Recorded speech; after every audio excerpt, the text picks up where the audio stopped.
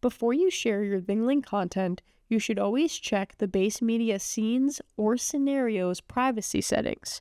To do so, locate the media within the media dashboard or the scenario within the scenarios dashboard. Drag your cursor over top the thumbnail and select the ... icon on the top right. In the pop-up menu, you'll want to select Privacy Settings. There are 3 privacy settings that you can use for your ThingLink media and content. The first one is going to be private. This means that the content is only visible and accessible to you. If you share a URL link with a video or media image that's private, other users will not be able to access it.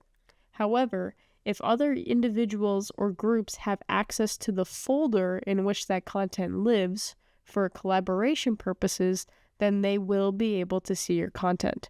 For example, if I click Save here, and I return to my parent folder, which is where this piece of media lives, so in this case it's Epcot's World Showcase, if I go to the Manage Access settings for that folder, you'll see here Faith DiLorenzo has editing access to all the content within this folder.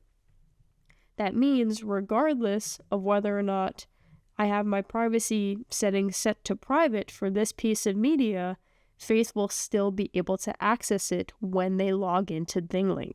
If I want to remove that, then I would need to remove Faith or whatever other individuals. I'll have to revoke their access to that parent folder to make sure that this content is private to me and me alone. The second privacy setting is My Organization. This requires any individuals with the URL link or viewing your embedded ThingLink on a web page or in web courses at UCF to be signed into the ThingLink platform with an account that's affiliated with the UCF school license. This helps make sure that your content is secure and confidential with UCF students, faculty, and staff. Everyone must have an account generated with the school license to view these materials. The final privacy setting will be anyone with the link. This means that no matter where the content is published or shared, as long as an individual has the URL link or embed code, they will be able to view the content, making it publicly available. Once you've selected your privacy setting, come on down to the bottom right and select Save. Any ThingLink media that is connected in some way should always have the same privacy settings.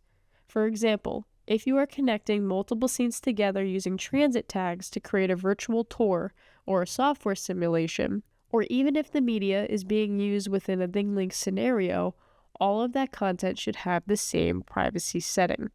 To do this, navigate to the folder where all of that content lives, and you can either select the media one by one, or you can come up here to the top left of the folder and select the empty checkbox next to My Content. This will not work if there are subfolders within that folder, so you will need to uncheck any subfolders that are there.